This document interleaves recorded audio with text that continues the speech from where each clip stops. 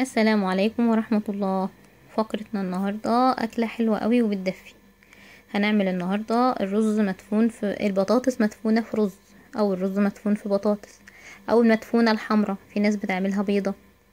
هنعمل بطاطس مدفونة في رز من الآخر. هنقول بسم الله. عندي هنا حلة على النار، هحط فيها حوالي ربع كوباية زيت. طبعا كمية الزيت على حسب الرز اللي انت هتعمليه. انا هعمل كيلو واحد رز، هحط ربع كوباية زيت واستنى اما الزيت يسخن معايا كده. نجربه كده بشوية من البصل. عندي هنا دي بصلة كبيرة محترمة كبيرة، مبشورة او متخرطة ناعم. اول ما الزيت يسخن عندي هنزل بالبصلة هنا.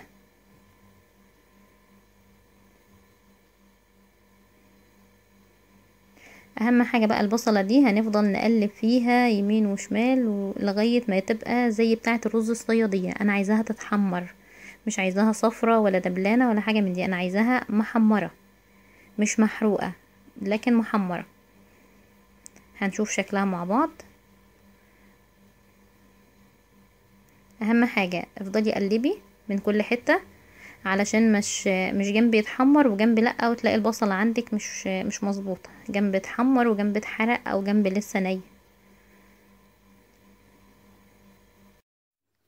البصلة بتاعتي ابتدت تلون اهيت، بس لسه طالما لسه فيها وحدات لونها ابيض كده، لسه نبتدي نقلب بقى بسرعة ومن كل الجوانب، لان على فجأة هتلاقيها لونت اتحمرت معاكي.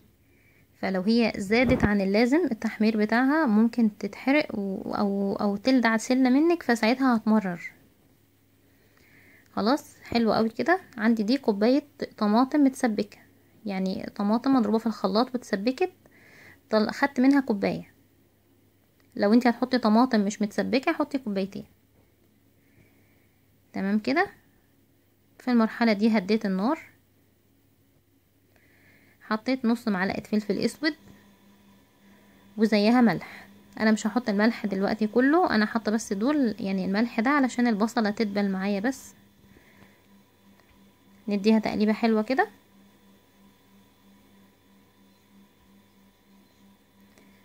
الطماطم بتاعتي تقيلة، فحطيت حاجة بسيطة كده، يعني اقل من ربع كوباية مية، عشان بس ايه تبقى تفك شوية من بعضها الصلصة، ما تتحرقش ما تشطش تحت في الحلة. جبت بقى البطاطس بتاعتي مقطعاها مكعبات كبيرة مش صغيرة، يعني تقطعيها صوابع تخينة وتقطعيها مثلا مكعبات طول عقلة الصابع كده، زي كده مثلا، يعني بطاطساية الحجم ده كده. هتقطعيها 4 وبعدين تخرطيها بالمنظر ده. مكعبات كبيرة، ما تعملهاش مكعبات صغيرة ولا هتتهري ومش هتبان في الرز. تمام كده. انا حاطه حوالي 3/4 كيلو بطاطس على كيلو رز. لو حابه تقللي قللي براحتك، هي الكميه دي. احنا بنحب البطاطس كتيره في الرز تبقى باينه كده وحلوه.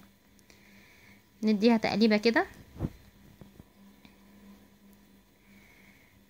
اهي. قلبتها وسبتها، يعني البطاطس في الصلصه والحاجات دي يدوب على بال ما غسلت بس الرز بتاعي، وجيت حطيت الرز على البطاطس على كله وهديله تشويحه كده مع بعض. نحط بقى الملح بتاعنا.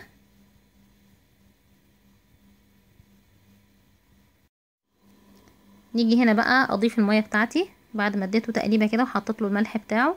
انا حاطه كيلو رز ده بالكوبايه اللي انا بعاير بيها 3 كوبايات ونص. فعشان برضو يعني المبتدئات اللي مش عارفين لسه معيار الرز معيار المية، كل كوبايه رز مصري بتاخد كوبايه مية. فانا حاطه 3 كوبايات ونص، هحط عليهم 3 كوبايات ونص مية. تمام كده. بالنسبه للبطاطس، البطاطس هتستوي في اقل حاجه، مش محتاجه ان انت تضيفي لها.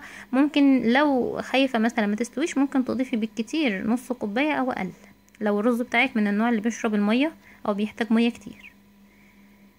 فعشان ما تبقاش ناشفه منك والرز يكون محصحص، ضيفي نص كوبايه بالكتير قوي. نديله تقليبه كده ونسيبه على نار عاليه. الرز كان على نار عاليه، اول ما يبدأ يغلي معاكي كده بالمنظر ده، لازم تديله تقليبة حلوة من الأرضية ومن كل الجوانب حلوة قوي. تقلبيه كويس، هتلاقي المية دي ابتدت تقل شوية معاكي.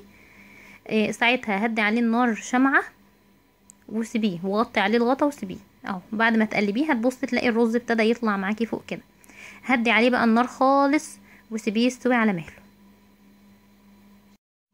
الرز بتاعي استوى اهوت ما شاء الله، مفرفر من بعضه، مظبطه معيار الرز، معيار الميه بتاعك، ومظبطه كل حاجه، هيطلع معاكي زي الفل ما شاء الله. ريحتها قلب البيت، ريحتها في منتهى الجمال. تدوقيه البطاطس مستويه والرز مستوي. سبته على نار هاديه خالص لغايه ما وقلبته كمان مره، وبعدين لما جيت اشوف البطاطس لقيتها استوت هي والرز، يبقى كده تمام.